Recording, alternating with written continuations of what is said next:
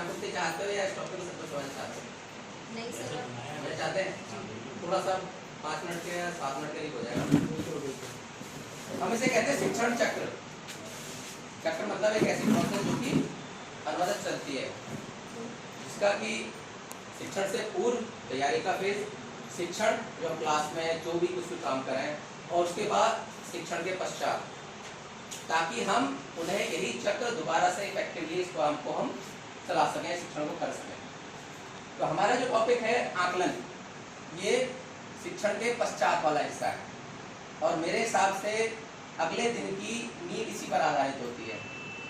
Common comprehensive evaluation, CC सभी जानते हैं, उसमें लगातार इवैल्यूएशन की बात करते हैं। लेकिन आज हम यहाँ पे जो ट्रेनिंग है हमारी, वो केवल निपुण में संदर्शिका आधारित शिक्षण की है। तो हमारा जो आकलन है, हम कोशिश करेंगे वहीं तक रहे। जहाँ में जरूरत लगेगी मैं कुछ और चीज ऐड करूँगा जो कि हमारे निपुण से थोड़ी सी अलग होगी। आकलन में हमें ये देखना है कि जो हमने उद्देश्य डिसाइड किया, जिसे हम पहले बोलते थे शिक्षण उद्देश्य, टीचिंग ऑब्जेक्टिव्स, कि बच्चा क्या कर सकेगा, क्या उसमें ऐसी दक्षता उत्पन्न हो जाएंगी कि वो इस टॉपिक को या इस काम को करने के बाद अचीव कर लेगा या उसे करने लग जाएगा। गणित में हम बोलते हैं, गिनती सिखाते हुए हमारा उद्देश्य होता है कि बच्चा इन अंकों को पहचान लेगा, अगर अलग अलग रखे होंगे उनको रीअरेंज कर लेगा। हमारा उद्देश्य ये पूरा हो गया, मतलब हमारे टॉपिक से संबंधित सभी गतिविधियां पूर्णतः संपन्न हो गई। फिर हम अगले टॉपिक पर जा सकते हैं। अब आते हैं निपुण पर। निपुण में आकलन, अब आगे जो सुनाएंगे वो शर्त हो जाएंगे। हमारा जो टॉपिक है वो है कक्षा 1, 2, 3 का आकलन हम कैसे करें, ठीक है। तो हमें उससे क्या है, भाषा का आकलन कैसे करना है, गणित का आकलन कैसे करना है। अब भाषा वाले अगर हम कंपार्टमेंट को देखते हैं तो उसमें भी साप्ताहिक आकलन होता है और साप्ताहिक आकलन हो रहा है, और गणित में भी साप्ताहिक आकलन है, साप्ताहिक आकलन है। यहाँ पर साप्ताहिक तो दिन हमारे भाषा में 5वें दिन है, सॉरी 6ठे दिन है, और गणित में है 5वें दिन, शाब्दिक 13वें और 20वें सप्ताह।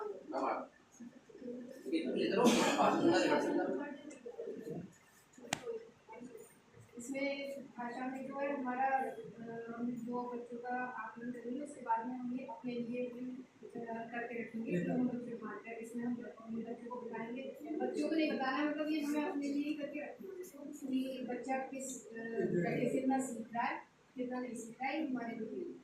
और गणित में भाषा में कौन सी पीरियड बतानी है बताओ ना, आप आगे आओ। भाषा में हम आकलन 6ठे दिन करेंगे, कालांश 2 में। उसमें 2 ग्रुप बनेंगे, एक ग्रुप ए होगा, एक बी। बी में तो हम 50 मतलब जो बच्चे 50% से कम रहेंगे उन्हें लेंगे, और बी में हम 50% से ज़्यादा। ए ग्रुप के लिए हम डैश लगाएंगे और बी ग्रुप के लिए हम 1 लिखेंगे। 13वें और 20वें सप्ताह में हम शाब्दिक आकलन करेंगे।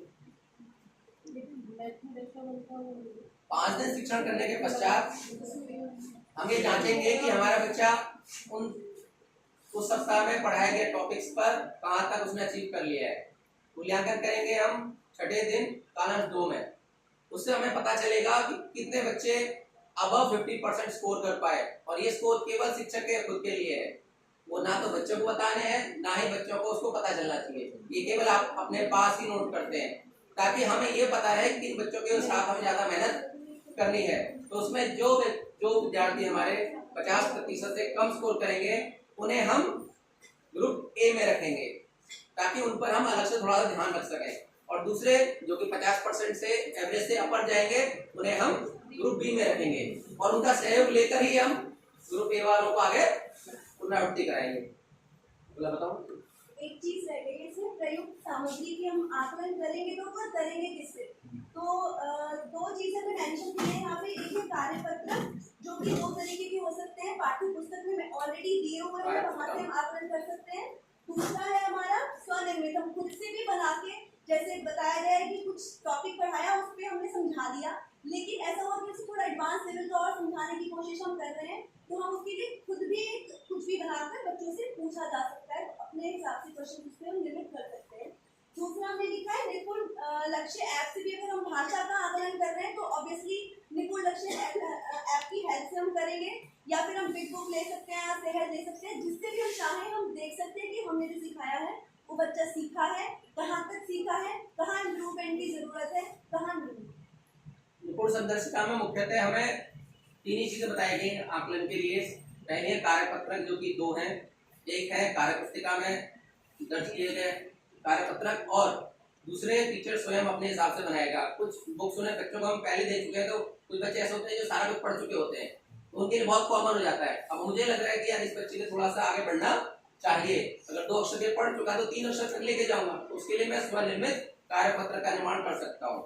फिर है, ये तो रहा फॉर्मल, एक होता है ऑब्जर्वेशनल, कि हम बच्चे को देखकर भी पता चलता है कि हाँ बच्चा पढ़ पा रहा है नहीं पढ़ पा रहा है। हो सकता है पाठ्य पुस्तक में नहीं पढ़ रहा, लेकिन जब खेल गतिविधि करवाएं बच्चा अच्छा परफॉर्म कर जाता है। इसका सबसे बड़ा एग्जांपल है जो बच्चे तुतलाते हैं हकलाते हैं, उनसे गाना गवा लो, दे कैन सिंग प्रॉपर्ली, तो वहां पर उनकी दक्षता दी जाती है बोलने में। लेकिन जब हम उन्हें किताब पढ़वाते हैं तब वो हकलाते हैं तुतलाते हैं। तो ये चीज ऑब्जर्वेशन से हमें पता चलती है कि बच्चा रियली में वहां तक पहुंच पा रहा है या पर्टिकुलर इसी फ्रेमवर्क में नहीं पहुंच पा रहा है। तो सर बस इतना ही था, बाकी अगर पूछना चाहे तो